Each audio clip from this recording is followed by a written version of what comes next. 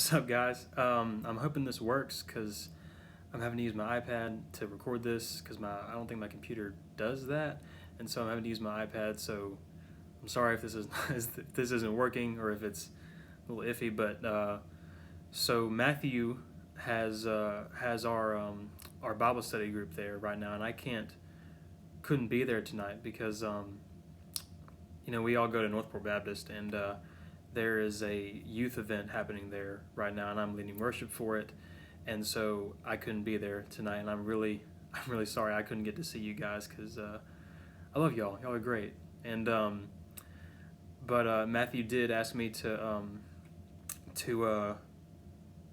give something for y'all, and so I asked him if I could just record a video, and he said that was okay, and so here we are. But I just wanted to tell y'all about something that God's been showing me over the past, I'd say, month and a half or so, and something that He's been revealing to me about Himself. And I'm just going to start reading off these notes that I have here. We live in an age of instant gratification. And, with things like Amazon Prime and Chick-fil-A, who seem to get faster every visit to the point where I think that they read my mind when I walk in. You know what I'm talking about? Like how they get your order out so fast you think they've just read your mind when you walk in the door. But so we have our way that time, or we have our way most of the time in that department. And I think we've all gotten used to this lifestyle, myself included. You want things when you want them, and I know I certainly want things when I want them. I don't want to wait. I'm like, I want it now. Might as well get it now. And we've just, myself included, gotten used to that lifestyle. But something that God's been showing me, and something that I think we all have to understand, is that God doesn't work that way. That's not His MO. That's never been the way He does things. And that's something that we've got to understand. Let me take you to Exodus chapter 13. And I'm sure y'all all know the story of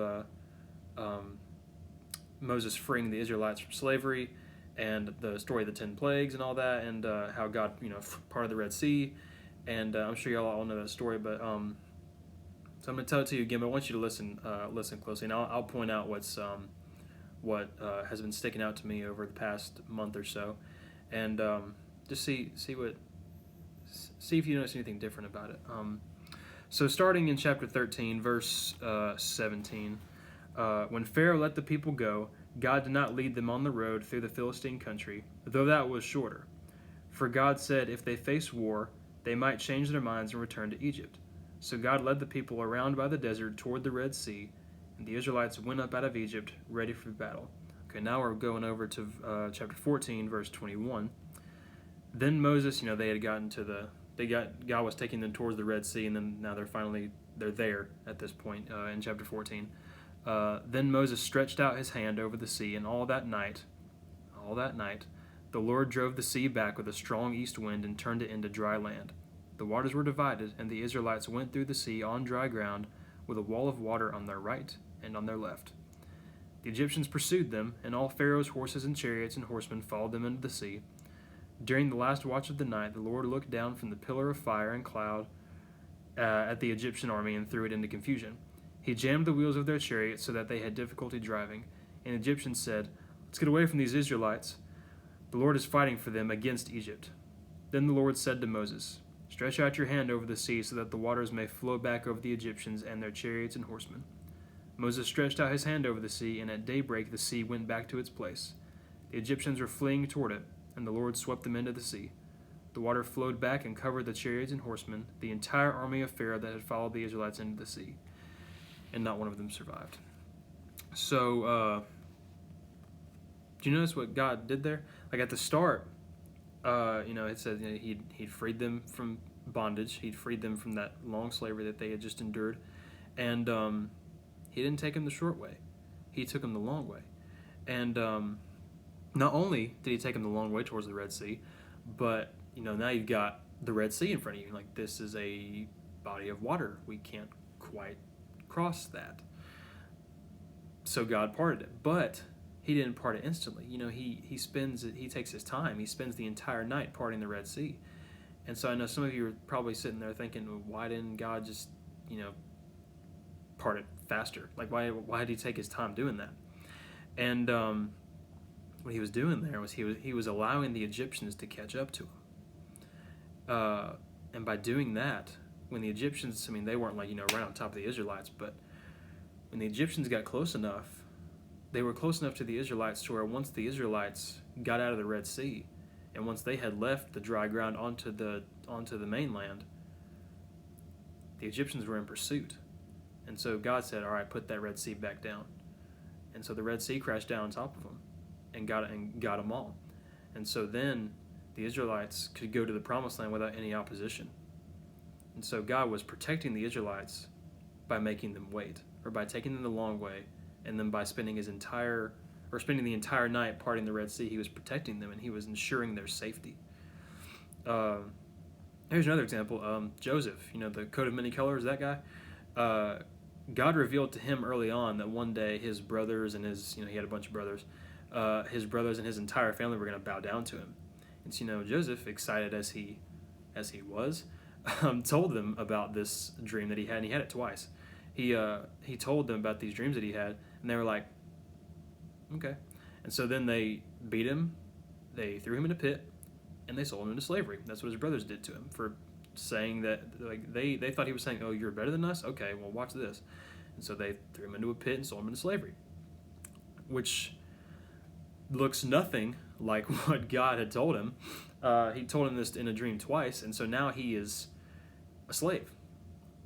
And so that's nothing like what God had told him. And so then, Joseph goes on this journey, and he is a slave, and then he's in Potiphar's house, and then Potiphar's wife was crazy, and so Potiphar's wife accuses Joseph of trying to, get with her. Potiphar doesn't like that, and he throws Joseph in jail.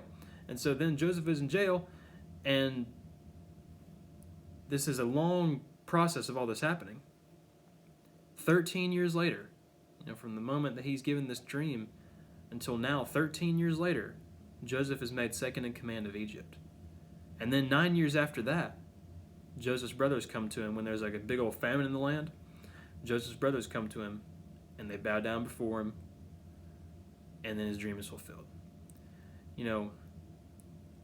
God is not making you wait to spite you, or because you think or because he thinks it's funny. I don't know all of your stories. I don't know what you guys are like. If you guys have a God-given dream you're waiting on, or if there's just something general that you're waiting on, I don't know. But God does not make us wait in order to spite us, or because he's like, oh, I'm going to make him wait, make him dance around waiting. But he's making you wait so that you can become more and more like Jesus.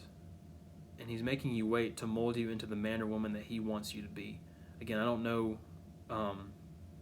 your stories, and I don't know what you're waiting on, if you're waiting on anything, but I guarantee you that the reason you're waiting is a good one. God has a reason for making you wait. It's not for no reason. It's not pointless. God hasn't forgotten you. He never will. And the waiting is not without purpose. It's not without reason. So I want to challenge you guys today. I don't know what you're waiting on, but pray for patience. Are you gonna sit there and pout about the fact that God hasn't shown up, or that or you think he hasn't shown up because he's always there, or that you feel like God hasn't been faithful in keeping his promises, or that he hasn't, he's just been slow in doing what you think he says he's going to do. And I just want to challenge you, whenever you feel like that, pray. Stop that second, stop that minute, and just pray that God would give you patience, because he has a very good reason for making you wait. And when you pray about that, it doesn't change God's heart, it changes yours. And it allows you to look at the situation with clearer eyes and to see what God is doing. You won't get all the answers immediately. That's the whole point. God's not going to give all the answers. Not right then anyway, but he will reveal to you more about himself. And something that I found a few months ago, it was a cool picture on Twitter or whatever, and I liked it, so I screenshotted it. But it was this picture, and it was just this. I'll just read it to you. It says, Joseph waited 13 years, Abraham waited 25 years, Moses waited 40 years, and Jesus waited 30 years. So if God is making you wait, you're in good company. Love y'all. I hope to see y'all soon.